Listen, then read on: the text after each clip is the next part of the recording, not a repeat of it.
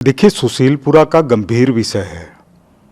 5 दिन पहले वहां जब सड़क बनाई जा रही थी तो वो पाइप लाइन से टकरा गई, जिसके कारण जो ओवरफ्लो सीवरेज था उसमें पाइप लाइन का पानी मिल जाने से कुछ घरों के अंदर वो गया। ये गंभीर विषय है। पता चलते ही दूसरे दिन जो भी व्यवस्था हो सकती थी या रात से ही जो हो सकती थी वो करने की कोशिश की गई। लेकिन बड़ा विषय ये है कि अभी तक हम लोग ये सोचते थे कि जो सामने दिखाई दे रहा है जल जीवन मिशन, जिसके बारे में न्यायालय ने भ्रष्टाचार का आरोप सिद्ध मानते हुए और मंत्री स्तर तक के व्यक्ति को गिरफ्तार किया, इस घटना से चिंता की स्थिति और बढ़ गई है। क्योंकि प्रथम दृष्टया यह सामने आ रहा है कि जो पाइपलाइन बिछाई गई उसके लिए निर्धारित जो एरिया है 5-6 फीट खोद करके पाइप लगाना चाहिए, वो ऊपरी सतह पर ही लगा दी गई 1 फुट नीचे। तो इसका मतलब जयपुर किस तरह से खतरनाक स्थिति के मुहाने पर छोड़ दिया गया है। जो गहराई होती है उसके लिए पेमेंट होता है और उस पेमेंट के अंदर भ्रष्टाचार करके ऊपर ही ऊपर बिछा दिया और फिर इसको इशू बनाना, इसको महीने 2 महीने से बताना, जो कि सबको पता है कि 5 दिन पहले की बात है। रात को ऐसा हुआ क्योंकि रात को काम करना चाहते थे कि दिन और रात मिलकर के वो काम पूरा हो। तो इसलिए ये गंभीर विषय है। मैंने अधिकारियों से कहा है कि इसकी जांच की जानी चाहिए। इसमें जो दलाली और भ्रष्टाचार हुआ है, आज आप देखिए क्या स्थिति कर दी कि जयपुर के अंदर थोड़ा सा पानी, बरसात अच्छी हो जाए, सब जगह जल भराव शुरू हो जाएगा। गर्मी आ जाए, पाइपलाइन टूटनी शुरू हो जाएगी, डिस्टर्ब हो जाएगा सीवरेज। ये कितना बड़ा घोटाला है। मैं आपको ध्यान दिलाना चाहता हूं कि सुप्रीम कोर्ट ने यूडीएच के अंदर भ्रष्टाचार के लिए आज तक के इतिहास में केवल 1 मंत्री को जिम्मेदार माना, सीधे टिप्पणी करके नाम लेते हुए, और वो मंत्री कांग्रेस का था। मैं मतलब इतनी उसमें नहीं जाना चाहता राजनीति में, लेकिन मैं सरकार से अपेक्षा करता हूं कि पुराने काम के ऊपर बिल्कुल भरोसा नहीं करे, बिल्कुल भरोसा नहीं करे। झालावाड़ के अंदर हमने बिल्डिंग गिरते हुए देखी, छोटे छोटे बच्चों को मरते हुए देखा। क्या हम यही करते रहेंगे कि कोई घटना हो जाए और तब हम जागरूक हों? आप मान करके चलिए, कांग्रेस का पर्यायवाची है भ्रष्टाचार। दोनों जुड़वा भाई है, एक दूसरे के बिना रह नहीं सकते, और फिर हंगामा करना।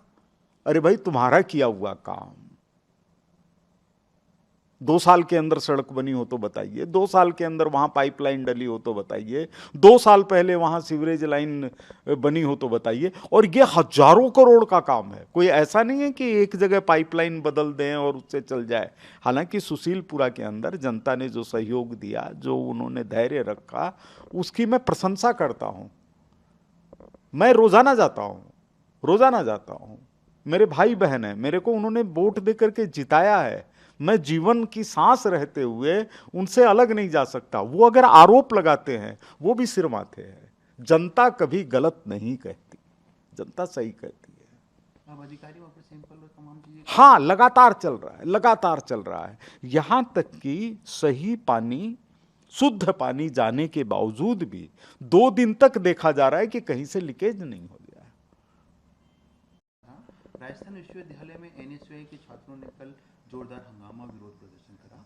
वहां पर एक कार्यक्रम था नारी शक्ति से जुड़ा हुआ, जिसका वो विरोध कर रहे थे, यह कहकर कि ये आरएसएस का कार्यक्रम है।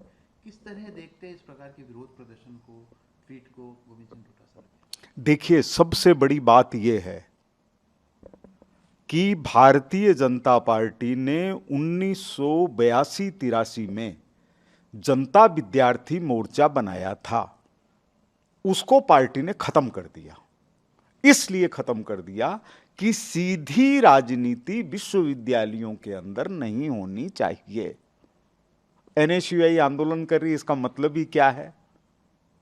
आपने अखिल भारतीय विद्यार्थी परिषद के समानांतर एनएसयूआई को खड़ा करके कभी विद्यार्थी परिषद के बैनर तले बीजेपी के समर्थन में जुलूस निकली है क्या आज तक? क्या कभी विद्यार्थी परिषद ने प्रेस कॉन्फ्रेंस करके बीजेपी के पक्ष में कोई बात की? क्या नहीं। उनका उद्देश्य है शैक्षणिक सुधार और शैक्षिक उन्नयन, उस दिशा के अंदर वो काम कर रही है। और राष्ट्रीय स्वयंसेवक संघ से जुड़ा कोई कार्यक्रम भी अगर होता तो विश्वविद्यालय में क्यों नहीं होना चाहिए? राष्ट्रीय स्वयंसेवक संघ का उद्देश्य है देश के प्रति एकांतिक और अव्यभिचारिक निष्ठा, देश को परम वैभव पर पहुंचाने का सपना पूरा करना। यह विश्वविद्यालय में नहीं होगा तो कहां होगा?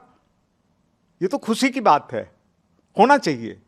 मेरे को नहीं लगता कि ऐसा कोई विश्वविद्यालय हो जहां पर संघ की शाखा नहीं लगती हो। मदन मोहन मालवीय जी कांग्रेस के अध्यक्ष थे, हालांकि ये अपने टीकाराम जी जूली हैं, ये हिंदू महासभा को भारतीय जनता पार्टी और जनसंघ का प्रथम दल बताते हैं। उनको पता नहीं है, इतिहास नहीं पढ़ा हुआ है, केवल विपक्ष के नेता राजनीति के कारण बन गए। राजेंद्र प्रसाद, बाबू राजेंद्र प्रसाद, जो देश में 10 साल तक राष्ट्रपति रहे, उन्होंने अपनी जीवनी के अंदर लिखा है कि अगर हिंदू महासभा बनाने का श्रेय और उसके लिए आगे बढ़ाने का श्रेय अगर मदन मोहन मालवीय जी को है तो उसके लिए प्रेरित करने का काम मेरा है। मैं इसको कभी भी इनकार नहीं कर सकता।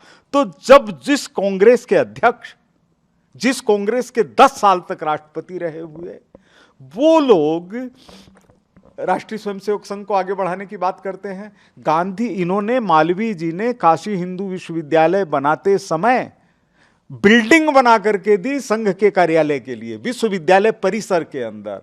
तो एक तरफ तो इस तरह के भाव, और दूसरी तरफ ये लोग जो कि इटली और पता नहीं कहां कहां के इशारे के ऊपर जब देश संकट में होता है, ये चीन के दूतावास में मिलते हैं, जिस चीन ने इतना बड़ा घाव दिया कि नेहरू जी जीवित नहीं रह सके।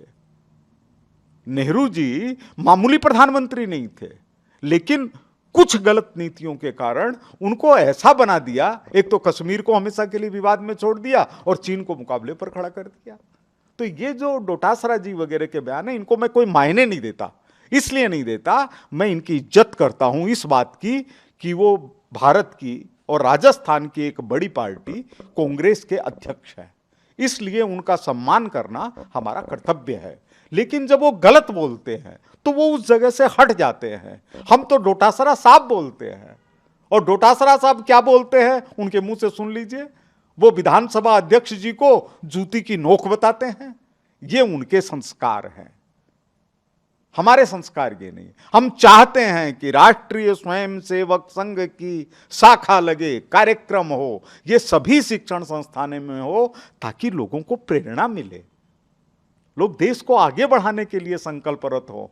1962-63 की परेड में नेहरू जी ने राष्ट्रीय स्वयंसेवक संघ को न्योता क्यों दिया? क्यों परेड के अंदर राष्ट्रीय स्वयंसेवक संघ शामिल हुआ? अगर गलत था तो अब डोटासरा जी गलत है कि जवाहरलाल जी गलत है?